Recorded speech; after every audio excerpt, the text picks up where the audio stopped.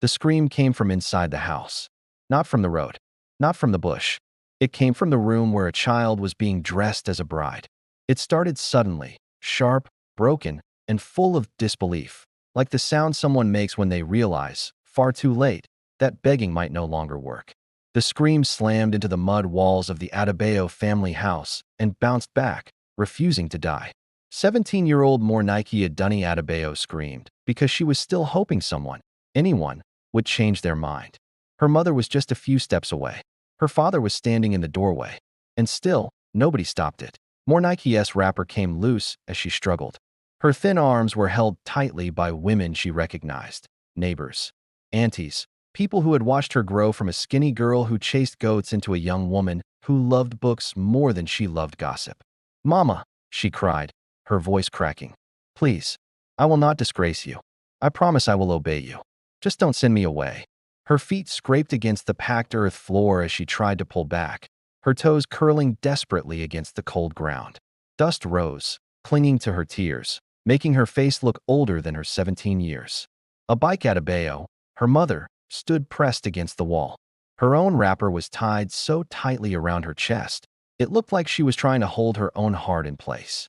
Her hands were shaking, but she folded them together, stopping herself from reaching out. She knew if she touched her daughter now, everything would collapse.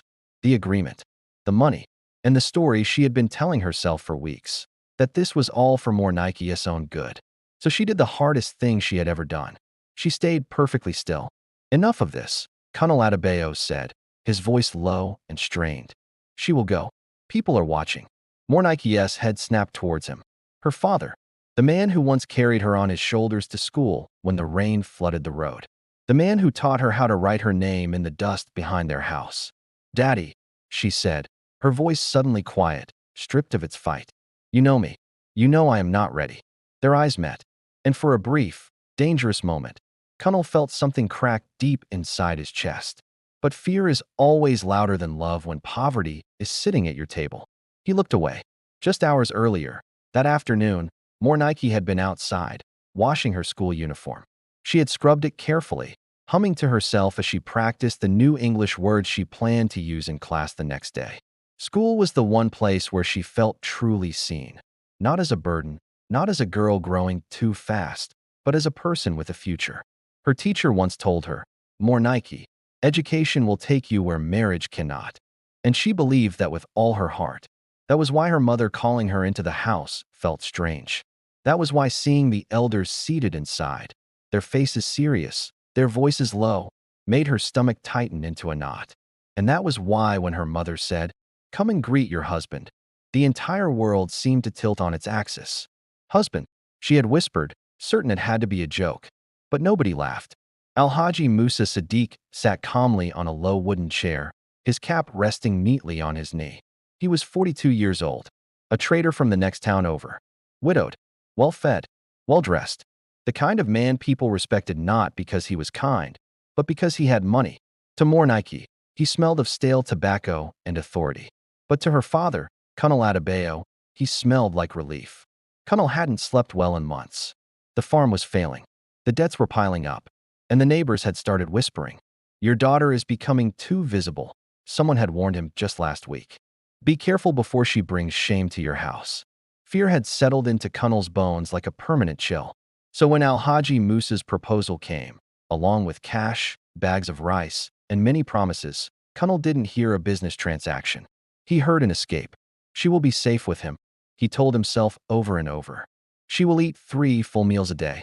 She will stop dreaming too far. Mornike begged. She knelt before her parents, pressing her forehead to the cool earth floor. She cried until her throat was raw and her voice was a hoarse whisper. She reminded them she was first in her class, that she had dreams. Her mother, a bike, shouted back, her words aimed more at herself than at her daughter. "I married young too. Did I die?"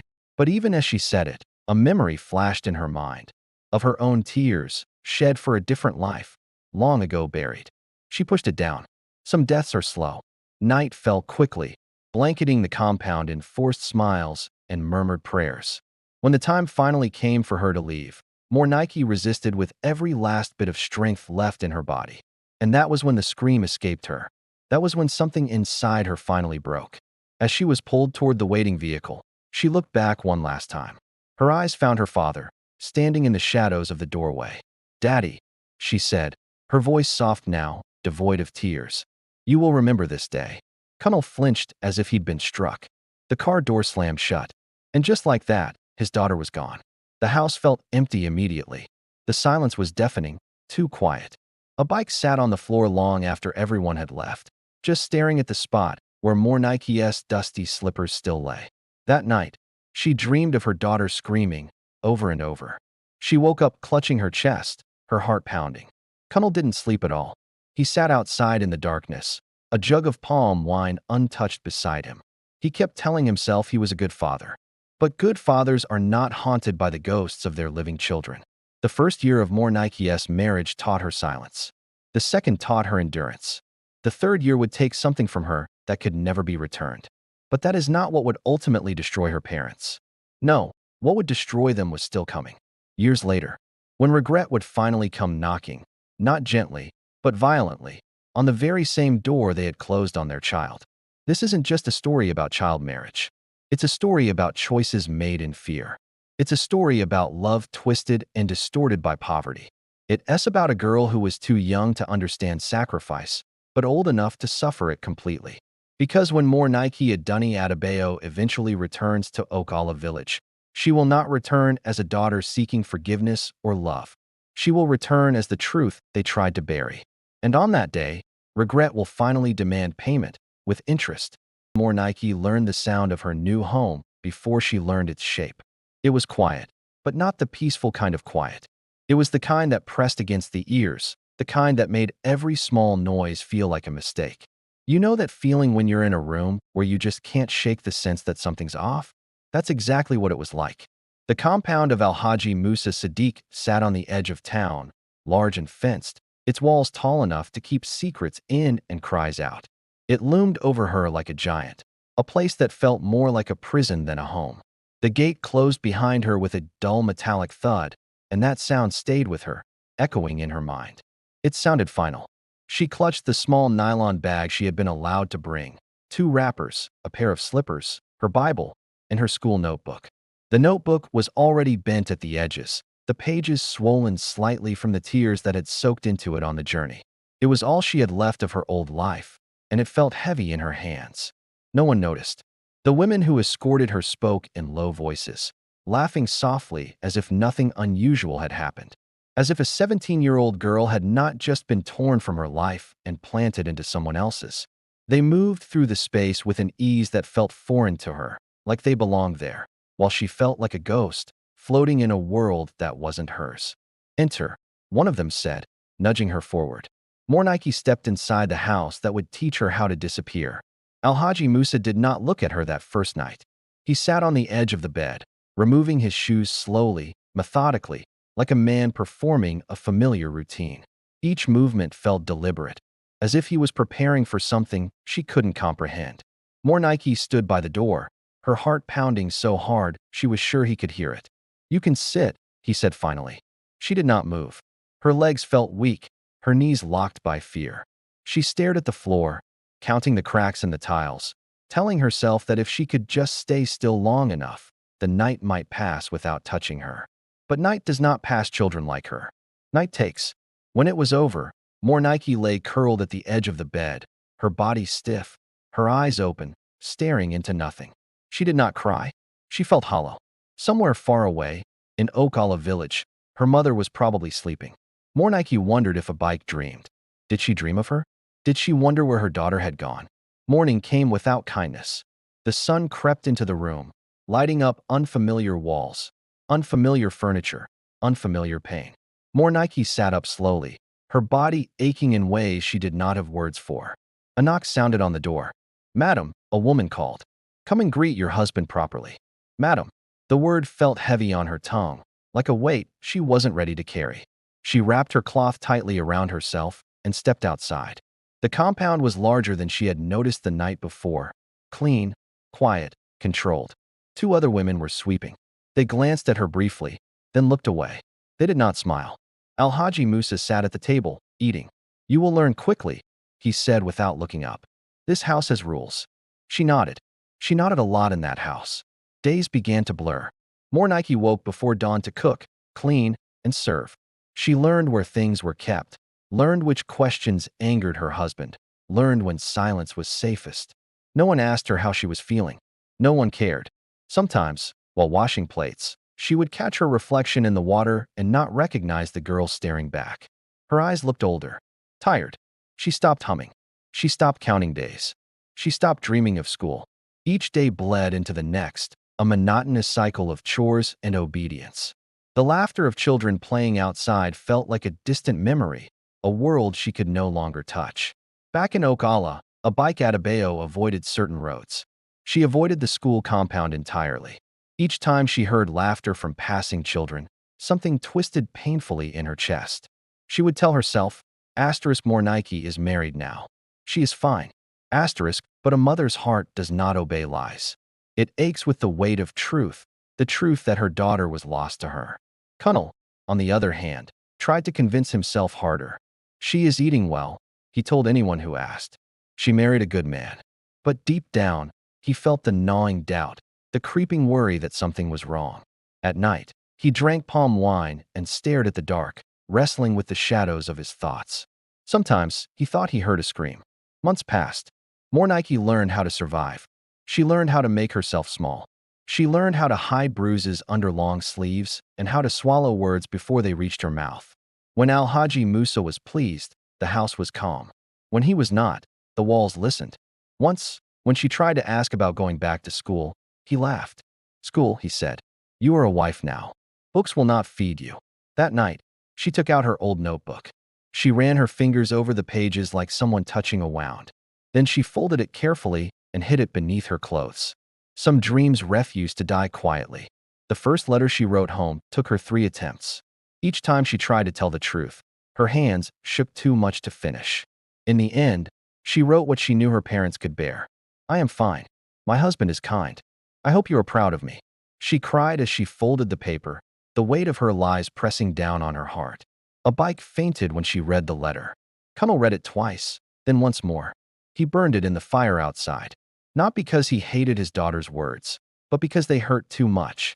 The years that followed hardened everyone involved. More Nike learned endurance. A bike learned regret in quiet moments.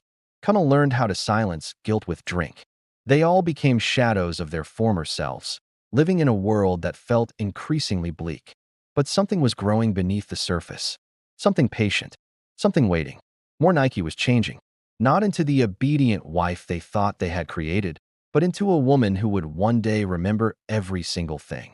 And when the time came, she would no longer be silent. In the quiet corners of her heart, a fire began to spark. It whispered of dreams long buried, of a future that didn't involve hiding or shrinking away. It whispered of freedom, of reclaiming her voice. More Nike began to realize that the walls that surrounded her could not hold her forever. With each passing day, she gathered strength. She found ways to express herself, whether through secret notes to herself or quiet moments of reflection. She began to dream again, not just of escape, but of a life filled with purpose and joy. And as she looked around at the other women in the house, she saw their silent struggles mirrored in her own. They were not alone in their pain. They were a sisterhood forged in hardship. Together, they began to share their stories, their laughter, their tears. In those moments, More Nike discovered the power of connection. She learned that while the house may have tried to swallow her voice, it could never extinguish the fire within her. And so, she began to rise, one small step at a time, determined to reclaim her life and her voice. When the time finally came, she would not just speak. She would roar. More Nike turned 18 without a celebration. The day passed like every other, quiet, unnoticed, swallowed by chores and silence. If she had still been in school, her classmates would have teased her, pulled her ears, laughed too loudly. Her teacher would have asked her what she wanted to become. In Alhaji Musa Sadiq's house, birthdays did not matter. Only obedience did. She woke before dawn, as usual, her body stiff from the previous night's discomfort. As she swept the compound, the early morning breeze brushed against her face, and for a brief moment, she allowed herself to imagine she was somewhere else, back in Ocala, barefoot, laughing, alive. The thought vanished as quickly as it came. Dreaming had consequences now. Alhaji Musa had moods. Mornike learned to read them the way farmers read the sky, by small signs. The way he cleared his throat. The way his footsteps sounded heavier. The way he ate without speaking. On good days, he ignored her. On bad days, the house shrank. Did they not train you properly? Open your eyes when I am talking to you. She apologized even when she did not understand the offense. Sorry became her most used word. The first time he struck her, it surprised her less than she expected. It happened over salt. The soup tasted different that day, lighter, thinner. She had followed the recipe exactly, but something was missing. Alhaji Musa tasted it, frowned, and stood up. Before she could speak, his hand connected with her cheek. The sound echoed. Mornike staggered, her ears ringing, her face burning. Useless girl, he said calmly, sitting back down. Do it again. She went back to the kitchen, tears dripping silently into the pot. She did not tell anyone. She did not cry aloud. She learned that pain was easier when carried alone. In Okala, a bike began to change. She no longer joined other women in gossip. She spoke less. She listened more. At night, she dreamed of Mornike standing at the door, her eyes empty. She would wake up calling her daughter's name. Kunal pretended not to hear. He worked longer hours on the farm, returned home late, drank more. Whenever a bike tried to speak, he shut her down. She is married, he said. We cannot interfere. But guilt does not obey tradition. Months turned into years. Mornike's body matured before her mind could catch up. Her waist thickened, her breasts grew fuller, and strangers began to look at her differently. Alhaji Musa was pleased. You are becoming a real woman, he said. She smiled weakly. Inside, she felt like she was disappearing piece by piece. The pregnancy came quietly. She noticed first by the way her body changed, by the nausea, the dizziness, the way certain smells made her stomach twist. When she finally told Alhaji Musa, his reaction surprised her. He smiled. A wide, proud smile. Good, he said. Now you are truly my wife. The women congratulated her. They told her motherhood would make everything better. They lied. Pregnancy was not gentle. She vomited in the mornings and cried in the nights. Still, the chores did not reduce. Women have done this for centuries, Alhaji Musa said. You are not special. She labored quietly. She learned how strong a girl could be when weakness was not an option. When the baby arrived, a girl, the room filled with disappointment. Alhaji Musa stared at the child briefly, then turned away. Next time, he said. Mornike held her daughter close, tears falling onto the tiny face. She named her Zainab. Holding that child changed something inside her. For the first time in years, fear was not the strongest feeling she knew. Love was. Motherhood did not protect her. There were days when she hid bruises while breastfeeding. Nights when she rocked Zainab to sleep with shaking hands. But there were also moments, quiet, sacred moments, when she whispered stories into her daughter's ear. Stories about school, about dreams, about a life where girls were allowed to choose. She made a promise then, silently. My child will not live my life. Back in Okala, news came slowly. A neighbor mentioned Mornike had given birth. A bike cried all night. She was still a child, she sobbed. How could we do this to her? Kunal said nothing. He had begun to feel something tightening in his chest, an ache that did not leave. Mornike's strength grew quietly. She began saving small amounts of money from market errands. She began asking questions again, carefully, cautiously. The notebook remained hidden. She wrote at night, when everyone slept. By the time she turned 21, Mornike was no longer the girl who screamed. She had learned patience. She had learned strategy. And deep inside her, something dangerous was forming. Not anger, not hatred, but clarity. What had been done to her was not fate. It was a choice. And one day, she would make her own. Mornike discovered that silence could be sharp, like a well-honed blade. It wasn't the kind of silence that meant giving up or surrendering. No way. It was the kind that listened, counted, and remembered every little detail. The kind that waited patiently for just the right moment to strike. In Alhaji Musa Siddique's house, silence was the norm, expected of her like the rising sun. But what they didn't realize was that she was learning to wield it like a secret weapon. She learned the creaks of the doors, which ones announced her presence, and which ones could keep her hidden. She figured out the hours when the house sank into its deepest slumber, where even the whispers of the wind seemed to hush. She observed the neighbors, noticing who watched too closely and who was too wrapped up in their own lives to care. Most importantly, she learned how to protect her precious daughter, Zainab. Zainab was just a tiny tot, barely 2, when Mornike first noticed that unsettling look Al-Haji Musa sometimes directed at her child. It wasn't a gaze filled with warmth or affection. It felt more like ownership, like Zainab was just another piece of property to him. The same look he had once cast her way. That thought sent chills racing down her spine. At night, she held Zainab tighter, as if her embrace could shield her from the world outside. "You will go to school," she whispered into the darkness, her heart swelling with determination. "No matter what." Zainab gurgled in response, blissfully unaware of the fierce promise being etched into her mother's very bones. The first act of defiance was small, almost invisible to anyone else. Mornike started volunteering to run errands outside the compound, market trips, deliveries, little favors. Al-Haji Musa appreciated the convenience and didn't question her newfound independence. It was a win-win situation. Freedom often comes disguised as usefulness, right? At the market, Mornike felt the air shift. It was lighter, filled with vibrant voices overlapping in a beautiful chaos. Life buzzed around her, and she soaked it all in. Instead of being the quiet shadow she had been at home, she listened more than she spoke, absorbing prices, routes, and names like a sponge. One day, a woman caught her eye. Hawa, a tailor with sharp eyes and a heart that seemed to know how to care, watched Mornike linger near her shop. "You like books," Hawa said one afternoon, her tone not so much a question as a gentle observation. Mornike froze, caught off guard. "I see the way you look at newspapers," Hawa continued, her voice warm and inviting. "Like you're hungry." In that moment, something inside Mornike broke open, a dam of unexpressed thoughts and dreams. She nodded, feeling a rush of connection. Hawa became a quiet miracle in her life. She lent Mornike old textbooks, teaching her how to read faster and smarter. Their evenings together became a sacred ritual, with Zainab playing nearby while Hawa worked. "You are too young to be buried," Hawa once said, her words hanging in the air like a promise. Mornike didn't reply, but deep down, she believed it.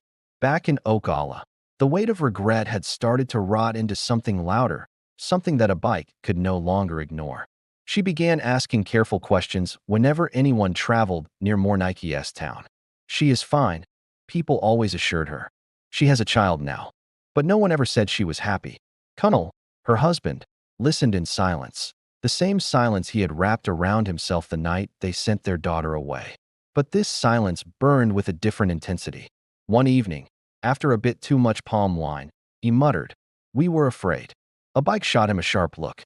"That fear will kill us," she replied, her voice steady but fierce. Years passed, and Mornike turned 24. Her body bore quiet scars from battles fought in silence, while her mind sharpened like a blade ready for action. She saved more money, hiding it better than before. She taught Zainab letters using charcoal on the ground behind their house, her heart swelling with pride every time Zainab proudly proclaimed, "Z." Mornike smiled through tears, feeling the weight of hope blooming in her chest. Then came the day when Al-Haji Musa made a comment that changed everything. "She is growing fast," he remarked, watching Zainab dash across the compound with a sparkle in her eyes. "In a few years, we will look for a good man." The world tilted on its axis. Mornike felt heat rush through her chest, a fire igniting in her spirit. "No," she said, the word escaping her lips before she could stop it. Al-Haji Musa turned slowly, his eyes narrowing. "What did you say?" She lowered her gaze, heart racing. "I said she is still a child." He laughed, a sound that chilled her. "That is when decisions are easiest." That night, Mornike didn't sleep a wink. She sat wide awake, holding her daughter close, fully understanding for the first time that mere survival was no longer enough. Escape was necessary. Her plan wasn't dramatic or reckless. It was patient, carefully crafted over years. More errands, more savings, more learning. Hawa helped quietly, her support a lifeline. A bus driver who asked no questions became another ally in her quest for freedom. Every step she took was a risk, and every delay felt like torture.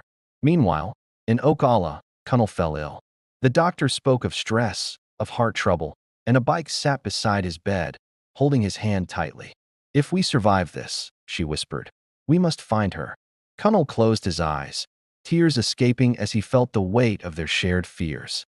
The night Nike finally decided to leave, rain fell hard, drumming against the roof like a heartbeat. The house slept, unaware of the storm brewing within its walls. She packed only what mattered: documents, money, Zainab's clothes, and the old notebook that held her dreams.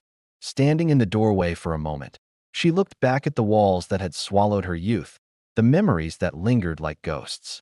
"I am not yours anymore," she whispered, the words carrying a weight of finality. Then she stepped into the rain, her heart pounding with both fear and exhilaration. They didn't notice she was gone until morning. By then, Nike and Zainab were already on the road, toward uncertainty, toward danger, and toward something terrifying yet new. The bus smelled of sweat, diesel, and fear. It was the kind of smell that clung to your clothes and seeped into your skin, a reminder of the journey that felt like it would never end. Nike sat rigidly on the cracked vinyl seat, Zainab asleep on her chest. Her small fingers clutched her mother's wrapper like it was the only solid thing left in the world. It was a lifeline in a sea of uncertainty, a connection to the safety they had left behind. Outside, rain streaked down the windows, blurring the road ahead into something uncertain and endless. Each drop felt like a tear shed for the life they had known. She didn't know where this road would end. All she knew was that she couldn't stay. Every bump in the road made her heart leap, a jolt of panic coursing through her veins. Every sudden stop felt like capture, a reminder that freedom was fragile and could slip away in an instant. She kept her eyes forward, afraid that if she looked back, even once, the courage holding her together would dissolve like sugar in water. This wasn't bravery. It was desperation sharpened into movement, a survival instinct kicking in when everything else felt lost. The bus driver didn't ask questions. Hawa had chosen him carefully, a man with tired eyes and a face that suggested he had learned not to interfere in other people's lives. He had seen too much, and perhaps that was why he kept his mouth shut. "Sit quietly," he had told Nike earlier, his voice low and steady. "When we stop, don't draw attention." She nodded, absorbing his words like a sponge. She had learned obedience too well, the kind of obedience that came from fear and necessity. As the bus rumbled forward, Nike's mind betrayed her. Memories flooded in without permission, crashing over her like waves. Her father's face when she was dragged away. The look of confusion, then fear. Her mother's hands frozen in the air, a silent plea that echoed in Nike's heart. Her chest tightened. "Daddy, Mama, if you can hear me now," she thought, "this is what your decision became." The weight of it all pressed down on her, but she couldn't afford to dwell on the past. Zainab stirred, murmuring in her sleep, and Nike kissed her daughter's forehead gently, as if trying to transfer all her love and hope into that small gesture. "For you," she whispered, her voice barely audible above the rumble of the bus. "This is for you." They reached the motor park in the early hours of the morning, the sun barely peeking over the horizon. The city was louder than anything Nike had known. Horns blared, men shouted destinations, and women dragged baskets and children through chaos with practiced ease. It was a symphony of survival, and she felt like an outsider in a world that moved without her. Her head spun. Hawa had given her one address, written carefully on a piece of paper folded so many times it was soft, like a cherished secret. A women's shelter. Not a miracle, just a possibility. The walk felt endless. Nike kept expecting a hand to grab her shoulder, a familiar voice to call her name. Alhaji Musa's voice. But no one did. The city swallowed her whole, a labyrinth of noise and movement. The shelter was smaller than she imagined. Plain walls, a narrow gate, no signboard announcing safety. It felt like a secret hideaway, a place where women could escape the chaos outside. A woman answered the knock. She looked at Nike once, really looked, and stepped aside immediately. "Come in," she said, her voice warm and inviting. Nike collapsed onto the floor and cried for the first time in years. Not quietly, not politely. She cried like a child who had been holding her breath for too long, gasping for air. It was a release, a flood of emotions she had bottled up for far too long. Safety, she learned, does not feel like happiness. It feels like exhaustion, like finally being able to let go. Days passed in a blur of food she could barely taste, sleep that came in broken pieces, and conversations she struggled to follow. Other women lived there, some older, some younger, all carrying stories that felt heavy even in silence. They were kindred spirits, each of them a survivor in their own right. No one asked for details. Pain did not need explanation there. They shared a bond forged in shared experiences, a silent understanding that transcended words. At night, Mornike lay awake, fear creeping back in waves. What if he finds me? What if they force me back? What if I fail? Zainab slept peacefully beside her. That alone was enough to keep her breathing. The thought of her daughter's innocence fueled Mornike's resolve. Back in Al-Haji Musa's house, the morning erupted in chaos. Mornike's absence was first noticed by the maid, then the neighbors, then Al-Haji Musa. He did not shout at first. He searched. He questioned. He waited. When understanding finally settled, that his wife had taken his child and vanished, his rage cracked something open inside him. She cannot go far, he said, his voice low and dangerous. She belongs to me. In Okala, the news arrived like thunder. Kunal heard it first, from a trader passing through. She ran away, the man said casually. With the child, Kunal's knees gave way. A bike screamed. Years of guilt exploded into terror. What if he kills her? A bike sobbed. What if she is begging somewhere? Kunal felt something collapse in his chest. This is our fault, he said hoarsely. All of it. Mornike did not know any of this. She was learning how to exist again, how to breathe without fear suffocating her. The shelter helped her enroll Zainab in a small school, a place where her daughter could learn and grow. They helped Mornike find work, cleaning, then assisting, then learning. She was slow at first, but hunger had taught her persistence, and pain had taught her focus. At night, she wrote. She wrote everything. Names, dates, events. She didn't know why yet, but she understood instinctively that truth had power. One day, it might protect her. One day, it might expose someone. Months passed. Mornike began to laugh again, softly, carefully, as if testing the sound. Zainab thrived. The child learned quickly, absorbing words like sunlight. You're smart, her teacher said one afternoon, a smile lighting up her face. Mornike felt pride rise painfully in her chest. But peace never stays untouched. One afternoon, a woman at the shelter pulled Mornike aside. There has been someone asking questions, she said gently. About you. Mornike's blood ran cold. A man. The woman nodded. Older. Persistent. Fear returned, sharp, immediate. Al-Haji Musa had started looking. That night, Mornike packed again. Not because she wanted to run, but because she had learned something vital. Survival was not enough. She needed protection. She needed a voice. And she needed to stop being invisible. As she lay awake, holding her daughter, one thought became clear. Running had saved her life, but standing up would change it. And somewhere in Oak Olive Village, two aging parents were about to face the truth they had buried for years, whether they were ready or not. The road ahead was still uncertain, but Mornike was ready to embrace whatever came next. She was not just a survivor anymore. She was becoming a fighter. And that made all the difference. Mornike didn't sleep a wink that night. Every little sound outside the shelter had her on edge. The shuffle of slippers, the distant hum of traffic, the occasional cough of another woman in the corridor. It was like her senses were heightened, and the fear that had wrapped around her like a heavy blanket was back. But this time it felt different. It wasn't just fear anymore. It was a warning, a gut feeling that something had to change. She sat up straight on the thin mattress, Zainab curled up beside her. And in that moment, something hit her with terrifying clarity. Running forever wasn't a real plan. It was just a way to delay the inevitable. Al-Haji Musa wasn't going to stop looking for her.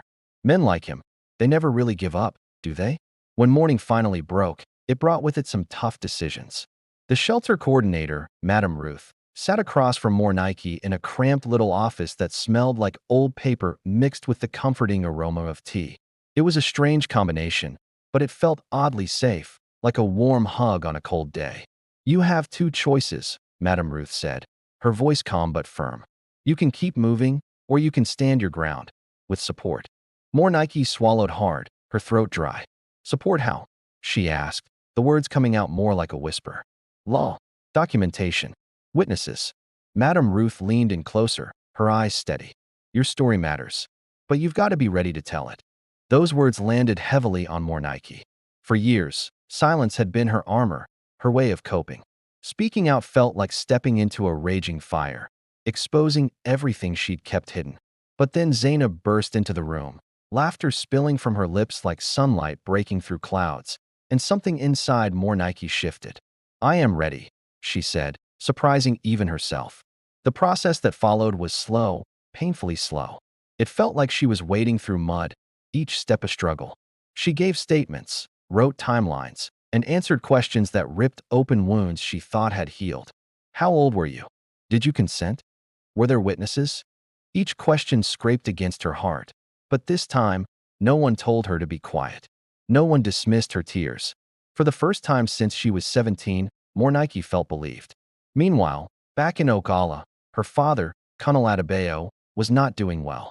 His health had taken a turn for the worse, and the doctor's words were gentle but firm. "You must reduce stress," he said. "Your heart is weak."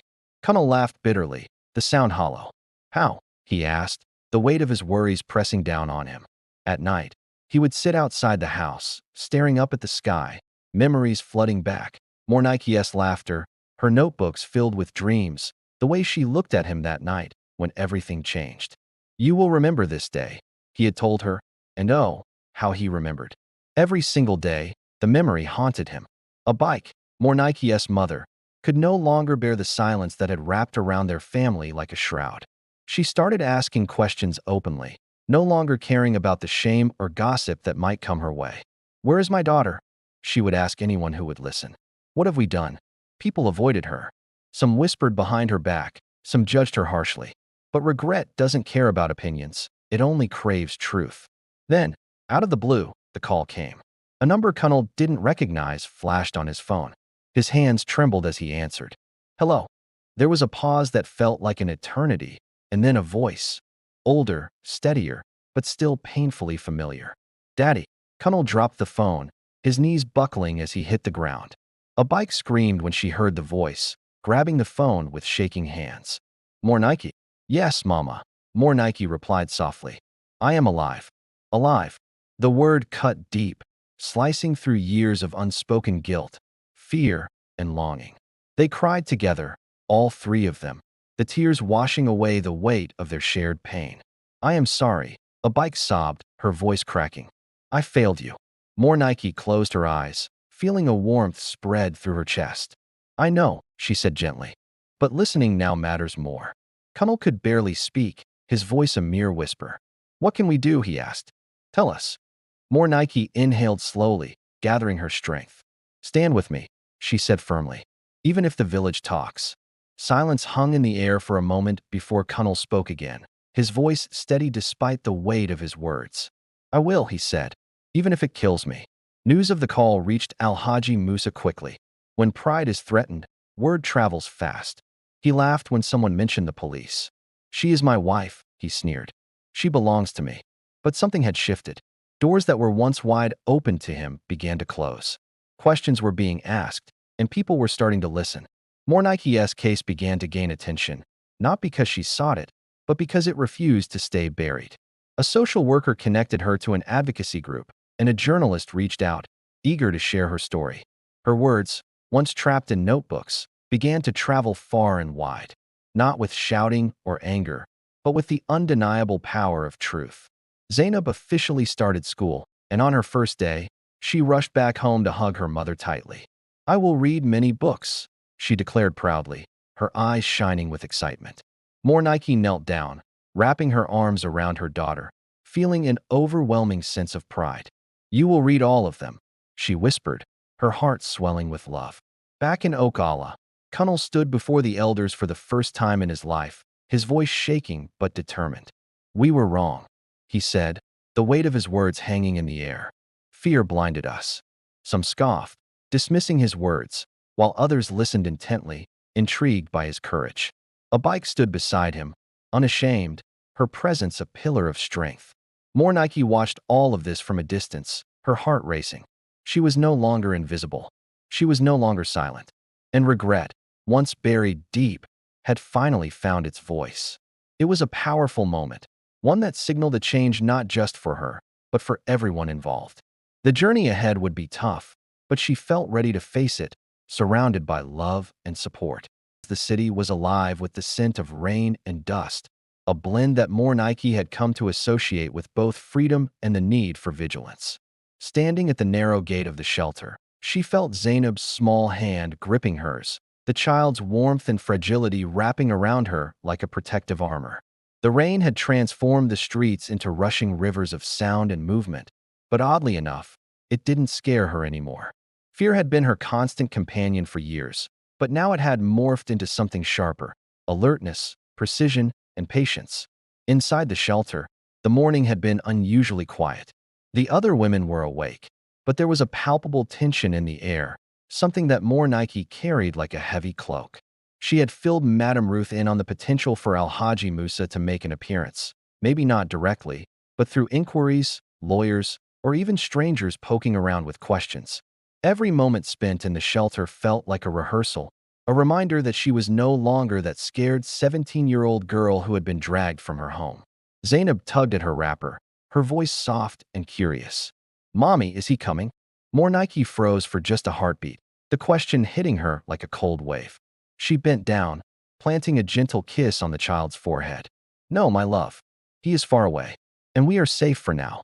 Always remember, nothing can touch you while I am here." Zainab nodded, her innocent eyes wide, too young to grasp the full weight of the danger lurking just beyond their little bubble, yet old enough to sense its shadow. Nike's heart clenched at the thought. She had fought for her own survival, but now, every choice she made revolved around her daughter's safety. The day sped by in a whirlwind of phone calls to lawyers, legal paperwork to submit, and testimony to prepare. Nike's voice remained steady, calm, and practiced. Each detail was reviewed meticulously: dates, locations, threats, the timeline of abuse, her forced marriage, the harrowing escape. Madame Ruth kept reminding her that precision was everything in this game. "You are no longer a child," Ruth said firmly, her eyes locking onto Nike's. "You are the voice of your story. Speak clearly. Speak confidently. Nothing will intimidate you if you own your truth." Nike nodded, feeling the weight of those words sink in. She had practiced for years in her notebook, rehearsing every possible scenario, every word she might need to say. She had memorized Al-Haji Musa's habits, the way he moved, the way he intimidated. Nothing would be spontaneous. Everything would be deliberate. Meanwhile, back in Oak Allah, regret had taken on a life of its own inside Kunnel and a bike. Kunnel found it hard to eat. He could barely muster the energy to work. Every conversation, every glance from a neighbor, felt like a reminder of the irreversible decision to marry off Nike. A bike, once paralyzed by fear, now found herself begging the villagers who still clung to tradition for advice, anything that might soften the blow of their mistakes. "Kunnel, she is speaking now," a bike said one evening, her voice trembling with urgency. Our daughter is telling the world what we did." Kunnel shook his head, pacing the small compound like a caged animal. "We cannot undo this," he whispered, the weight of his guilt palpable. "We can only hope she survives what she is doing. And maybe we can support her in some way." For the first time, guilt transformed into action. Kunnel and a bike realized they could no longer hide behind their fears. They had to step up and participate in the resolution of the very mistake they had made. Back in the city, Nike received her first indirect warning. A man had shown up at the shelter, inquiring about her under the pretense of research. His questions were pointed, his gaze too intense. Thankfully, Madame Ruth was quick to intercept him, confirming that he had connections to Al-Haji Musa. "They're looking," Ruth said softly, almost in a whisper. "He wants information. Do not react. Stay calm. This is exactly why we planned for strategy, not panic." Nike felt her stomach twist into knots. It had been nearly 4 years since she had left Oak Allah, for years filled with careful planning, learning, and growing. Yet here it was, the past, knocking on her door. She hugged Zainab tighter, whispering, "We will not run this time." Weeks of preparation followed. Nike learned how to give statements, how to legally protect her daughter, and how to ensure that every word she spoke could not be twisted. She relived every painful memory as she documented it. The night she was dragged away, the first night in Al-Haji Musa's house, the birth of Zainab, the countless moments of silent abuse and whispered resistance. Each memory fortified her resolve. Her notebook, once a private diary, transformed into a map of survival and future strategy. She practiced addressing authorities, articulating the threats, and detailing the steps she had taken to escape and protect her child. Madame Ruth reminded her again and again, truth is your shield. Silence is no longer your only option. Speak, and you are untouchable. In Ocala, Kunnel and a bike were facing the villagers and elders head-on. The whispers of the escaped girl had spread like wildfire, and curiosity was morphing into judgment. Kunnel's chest tightened every time someone mentioned Mornike's name. Each accusation felt like a blade slicing through him. We were wrong. Kunnel finally confessed at a gathering of elders, his voice cracking under the weight of his admission. We married off our daughter too young. We were blinded by fear and poverty. And now, our daughter is alive and fighting for her life. I only hope I can support her from afar. The elders fell silent. Some shook their heads in disapproval, while others nodded slowly, acknowledging the truth of his words. But one thing was clear. The weight of tradition was beginning to crack under the pressure of Mornike's story. Back in the city, the storm was brewing. Alhaji Musa, realizing that Mornike was not hiding and had legal protection, resorted to legal maneuvers. Lawyers began sending letters demanding her return. Statements were requested, witnesses sought. Mornike met each demand with calculated responses, preparing herself for a courtroom confrontation that could expose years of abuse, manipulation, and unlawful marriage. She no longer trembled at his name. She was no longer his victim. Even Zainab sensed the shift. The little girl, who had only ever known a fraction of her mother's suffering, looked at her with wide eyes and silent admiration. Mornike smiled through her exhaustion, whispering, "We will win, my love." The days that followed were fraught with tension. Alhaji Musa's attempts to intimidate through indirect channels escalated. Lawyers, acquaintances, and even neighbors tried to pressure Mornike, but she was ready. Every encounter was calculated, every answer deliberate. Every step she took was with Zainab's safety at the forefront of her mind. She began to feel a shift, not just in her confidence, but in the way the world perceived her. People began to listen. People began to believe her. And for the first time, the power she had felt suppressed since she was 17 began to return, not as vengeance, but as control over her own life. At night, she would sit with Zainab, cradling her in the dim light, whispering promises. "You will not live like I did," she said softly. "You will have choices. You will read, learn, and laugh freely. Nothing they did to me will touch you." Zainab's tiny hands gripped her mother's tightly. And in that moment, Mornike realized something profound. She had not only survived, she had become the protector, the strategist, and the truth that would one day change her parents, her community, and herself. The storm was on the horizon. The confrontation with Alhaji Musa was inevitable. But she was ready, not because she had forgotten the pain, but because she had learned to use it as armor. And when the day arrived, she would stand unbroken, with Zainab beside her, facing the consequences of years of choices, fear, and regret. The past had found them. But this time, the past would have to reckon with Mornike Adunni Adebayo.